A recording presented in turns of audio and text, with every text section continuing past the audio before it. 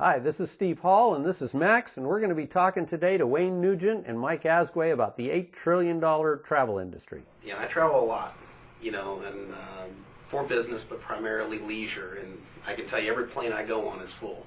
Yeah. Every resort I'm at is full. Every cruise ship I'm on is full. So, what happens is, in a downtime, the suppliers, they'll drop their prices to lure customers. Right. But they're going to keep full. And that's because, travel is the most perishable product on the planet. I mean, if that cruise ship leaves with an empty cabin, that revenue is lost forever. If that plane leaves with an empty seat, that revenue is lost forever. If that hotel room sits empty for a night, that revenue is lost forever. Well, there's always travelers. I mean, it's just something that we're born with. It's just innate to us to want to go see the world. And some people have that curiosity factor going on. Some people just need the release. I mean, I think you'd agree that right now people are working longer and harder for less money than ever before. Definitely. And they don't say, I want a vacation. They say, I need a vacation. I need a vacation. Yeah, their body's telling them something. Right. And it's get me out of here, I'm about to go postal. And so, they gotta listen to that, and they go, and of course they get re-energized, and they come back, and they're better employees, and they're more connected with their mates, and they take the kids, on the spring break and things like that. And so, people are traveling. It's just, finding out who they are. There's always travelers. Sure. And I understand Royal Caribbean launched one of the biggest cruise ships ever just last year. Oh yeah, the Oasis of the Seas. It's a fabulous ship. They got 2 of the surfing machines on the back, and the putting course, and ice skating rink, and bowling alley, and it's open air. I mean, yeah, it's massive. And so they're building out some of the biggest cruise ships ever, and they want to keep them full. Every country wants people, traveling into their country and spending foreign dollars in their country. And so that's always it. What people need to figure out is where can they go? I mean, do they want to go somewhere local? Because there's plenty of local resorts that they can drive to, if they can't afford to fly. But, that's what people do. They get creative and they figure out, okay, where can I go? And it all works out. Mm-hmm.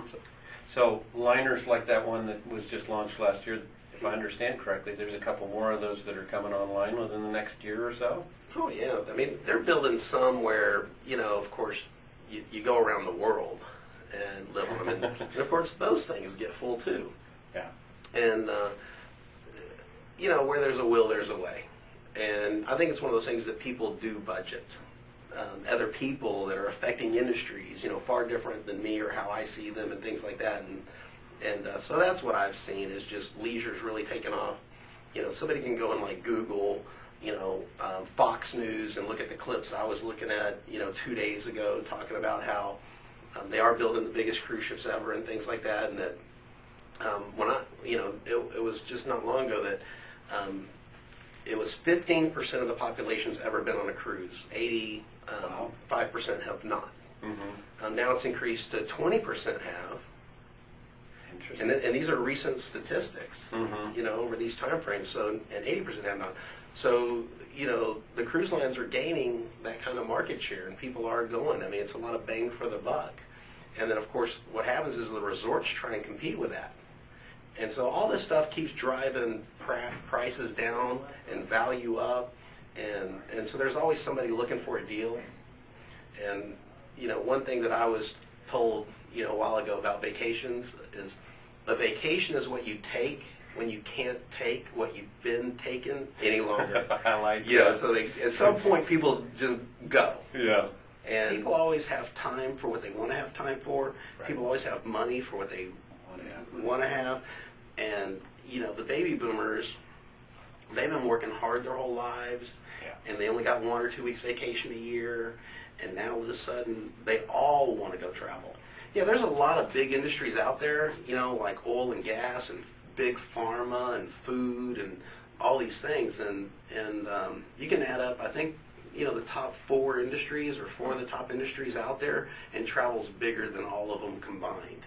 Yeah, when I first started in travel, it was $4 trillion a year, and now it's $8 trillion a year, so it's doubled. It grew in 1 year more than big pharma is total. So when you hear of big companies like Merck and Pfizer and Viagra and all these pills and all these drugs and all these things, and how, you know, how drugs are a big deal and they're very expensive and all this, you know, travel grew in 1 year bigger than that whole industry. Wow. So it's mass. Travel is one of those things that's really important to people. It's important to families. I don't know of anything else that brings people together more than experiencing something majestic, whether it be the sheer size of a cruise ship or you know, the Grand Tetons or whatever it might be. But something always jumps out, and that's a special moment. And I have a cliche I live by, that a day isn't wasted if a memory is created. That's nice, yeah. Yeah, and that's what you take with you. And, you know, at the end of your life, it's not the things you did that you regret, it's all the things you didn't. Again, it goes down to, is travel important to you? Is taking a vacation important to you? Do you realize the importance, you know, to your health, to be able to really get away and have that release and come back more energized, so you're more productive and more present and things like, rather than just burned out. There's a great book called As a Man Thinketh by James Allen. Mm-hmm. And there's different copies, but you want to look for the one that has the paragraph or the poem that sums up the book. Like Eastern cultures will do this. Mm-hmm. And so you read this poem, and it says, "Mind is the master power that molds and makes, and man is mind, and evermore he takes the tool of thought, shaping what he wills, brings forth 1,000 joys, 1,000 ills. He thinks in secret, and it comes to pass. Environment is but his looking glass." So, you know, of course, I'm associated with so many people where we travel all the time, because that's now my circle of friends that's been created over time. Mm-hmm. Okay? But I know that there's other people that feel like they can't afford to travel. Well, what else can't they afford to do? Very true. And so, you know, I just think that people get comfortable thinking small. I know that there's so many great travel industry statistics, and I know you probably didn't start asking me a bunch of questions to go down a philosophical vein, but it's hard for a guy like me not to separate the two. Okay. And so I hope your audience can forgive me for that, appreciate that. Yeah. I mean it for their best interest, because I do want them to be able to travel more, Mm-hmm. because I know how important it is and how fulfilling it is and enriching it is. And not to mention just sheer fun. I mean, it's We just, like fun. it's an absolute blast. You know, Yeah. there's so many good things to go do. You know, we jump out of airplanes and you know, those memories just instantly flood in and go pop, you know. Yeah. And you can go back there in your mind anytime you need to refresh and get a different perspective on life. Because so many people are out there, as you say, in a rut. Mhm. They're buried. They don't see a way out. And sometimes just to say, well, what would I like to do? I mean, one of the questions that I ask myself sometimes and ask other people is, if you had $1 million, if I paid off all your debts and gave you $1 million, what would you do? What would be the first thing that you do? Yeah, well, the USA Today ran a survey. They do those little snapshot surveys. Mm-hmm. And one of them was, if you won the lottery, what would you do? Yeah, And the number one answer by far was travel. right. I thought it might be quit my job, you know, but it Thank you very wasn't. much for your time and your insight. My pleasure. And we'll look forward to I know you're a talking great to you in the advocate future. for the travel business. And, send a We lot love of, to travel. Yeah, you send a lot of business our way, and I'm glad we're able to help you find those really good deals for the people you know. Thank you very much. Right, my pleasure. So, this is Steve Hall, and I'm here with Mike Asquith. Now, this is an exciting company because it's a totally new concept. I understand you guys just got started about 4 years ago in a kind of a niche of the travel industry, something that you guys kind of carved out for yourselves. There's a different angle that we have on the travel industry that no one else has done, and it's been a huge success. We're very, very excited about it. We provide travel, leisure travel, great prices, phenomenal prices, better than anyone else. And I think we've probably we've done thousands of trips that we've organized for people to go on, and we've maybe been beat on price a few times in our entire 4-year history. Yes, so it's pretty exciting.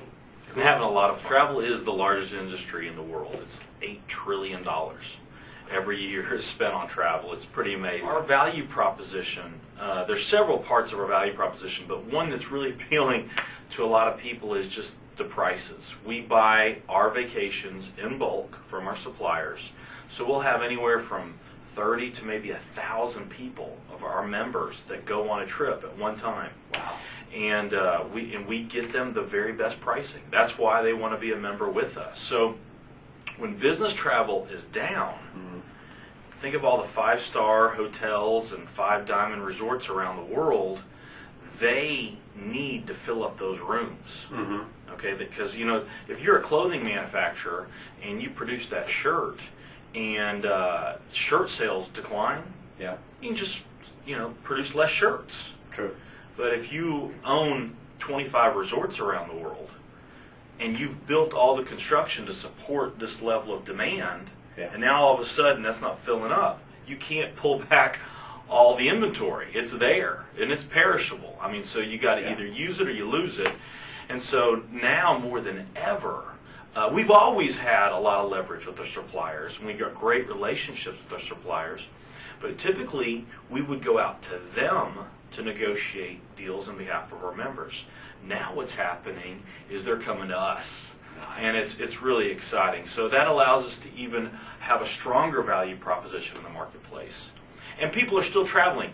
In a downtime, a lot of people don't know this, but movie sales skyrocket during down times, recessions. Yeah. It's because they're looking for an escape. Well, when you think about it, what's the ultimate escape? Vacation. The ultimate escape is a vacation, exactly. So people really need a vacation more than ever. They want a vacation, but now more than ever, it's so important that they find a good price on their vacations. So part of your niche that I understand you carved out is the luxury side of the vacations. Yes. And some of the things that excited me was most of the trips are kind of like escorted. You've got a World Ventures person there to organize everything, to put the group together. White glove concierge service, yeah, it's fantastic. VIP from start to finish, and some of the nicest resorts in the world. I mean, we like to really dazzle our members and really surprise them with things that they would not even anticipate. They're a lot of fun. Cool. And it's like a big social club too. So there's a big social aspect to the membership as well. There's so much value that you get from this that you wouldn't from a typical vacation. And the pricing is fantastic. And again, the consumers want the nice things. They just want to make sure they have the right price. So tell me, there's a tagline that you guys have, World Ventures, make a living. I mean, what's that all about? Well, I tell you, make a living. Yeah. It encompasses World Ventures and who we are as a company and what we're trying to create, because we have this product that everyone loves, and some of the most fun, exciting people are attracted to our company because of that offering, because they want to have great life experiences, they want to have fun, they want to